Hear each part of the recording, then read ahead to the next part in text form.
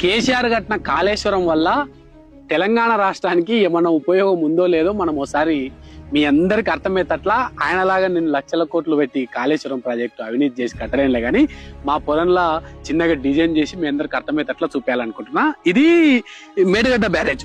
ఇది వచ్చేసి ప్రాణహిత నది, గోదావరి నది నుంచి వచ్చే నీళ్లు రెండు కలిసే దగ్గర మేడిగడ్డ బ్యారేజ్ నిర్మించినాడు ఆయన. ప్లాన్ ఇది నిర్మించి ఈ గోదావరి నది మీదనే ఒకటి అన్నారం బ్యారేజ్, సుందిల్ల బ్యారేజ్ కూడా నిర్మించిండు. ఆయన ప్లాన్ ఏంటంటే ఈడ ఆగిన నీళ్ళని ఈడ ఒక pump house, Kannapalli pump house ద్వారా ఫస్ట్ ఈ అన్నారం బ్యారేజ్ లో నింపి ఈ అన్నారం బ్యారేజ్ నుంచి ఇంకో పంప్ హౌస్ ద్వారా ఈ సుందిల్ల బ్యారేజ్ లో నింపి ఇక్కడి నుంచి ఎల్లంపల్లి ప్రాజెక్టుకి నింపాలనేది ఆయన ప్రయత్నం. కానీ ఈయన ఇప్పటిదాకా కాళేశ్వరం ప్రాజెక్టు కట్టినప్పటి నుంచి కూడా ఒక్కసారి కూడా ఒక్క సుక్క కూడా మేడిగడ్డ బ్యారేజ్ నుంచి ఎల్లంపల్లి ప్రాజెక్టుకి నీళ్లు నింపలే. ఒక 2 సార్లు ప్రయత్నం చేసినారు నింపాలని, అంటే ఈ పంప్ హౌస్ల ద్వారా ఇదంతా ప్రాసెస్ లా. కానీ గోదావరి నది నుంచి వచ్చిన, అంటే పైన ఇది శ్రీరామ్ సార్ ప్రాజెక్టు, ఈ కడం ప్రాజెక్టు నుంచి నీళ్లు వచ్చేసి ఈ ఎల్లంపల్లి ప్రాజెక్టుకి వరద ఆల్రెడీ గోదావరి వరదనే వచ్చింది.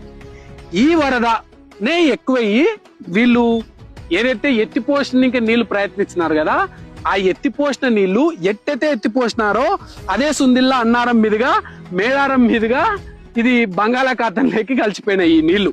మరి మనకు వచ్చిన నష్టం ఏంటంటే ఈ ఎత్తిపోసే ప్రక్రియల, ఈ ప్రాజెక్టు కట్టే ప్రక్రియల వీళ్ళు వేల కోట్ల లక్షల కోట్ల కమిషన్ తిన్నారు.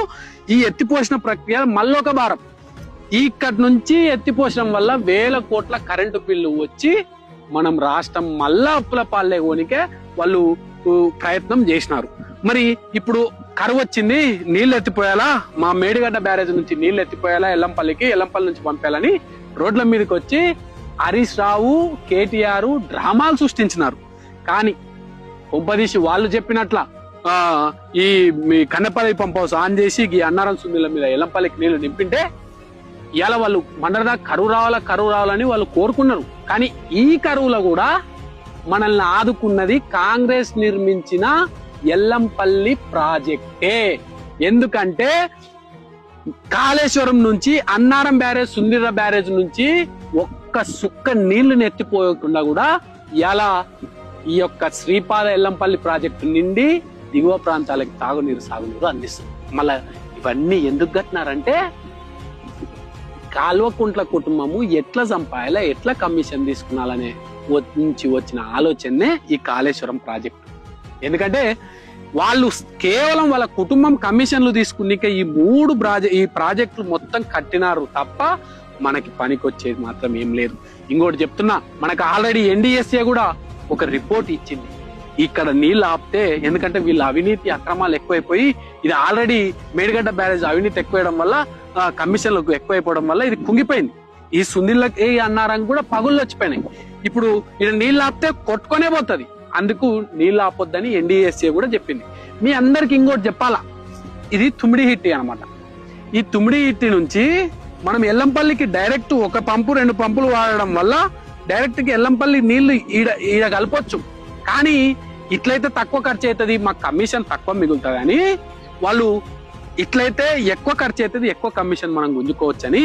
మనకి తెలంగాణ రాష్ట్రం ఏమైనా పర్లేదు, మనం మాత్రం సంపాదించుకున్న ఆలోచనతో ఈ ప్లాన్ ని వాళ్ళు తీసేసి తీవ్ర నష్టాన్ని చేసి మిగులు బడ్జెట్ ఉన్న తెలంగాణ రాష్ట్రాన్ని అప్పులు ఎక్కువైనారు. ఇవాళ కూడా ఏదైతే నేను బ్లూ కలర్ లో ఉన్న ప్రాజెక్టులే ఇవాళ మన తెలంగాణ రాష్ట్రానికి దిక్కైన కాంగ్రెస్ పార్టీ కట్టినట్టు. ఇప్పుడు దీన్ని బట్టి మీరు అర్థం చేసుకోవచ్చు, ఈ కాళేశ్వరం అనేది కూలేశ్వరానికి తప్ప తెలంగాణ రాష్ట్ర ప్రయోజనాలకు కానీ తెలంగాణ రాష్ట్ర ప్రజలకు కానీ ఎలాంటి ఉపయోగం లేదని మీ అందరికీ తెలియజేస్తూ, మీరు కూడా ఒకసారి గమనించాలనే విషయం మరోసారి తెలియజేస్తూ, జై తెలంగాణ.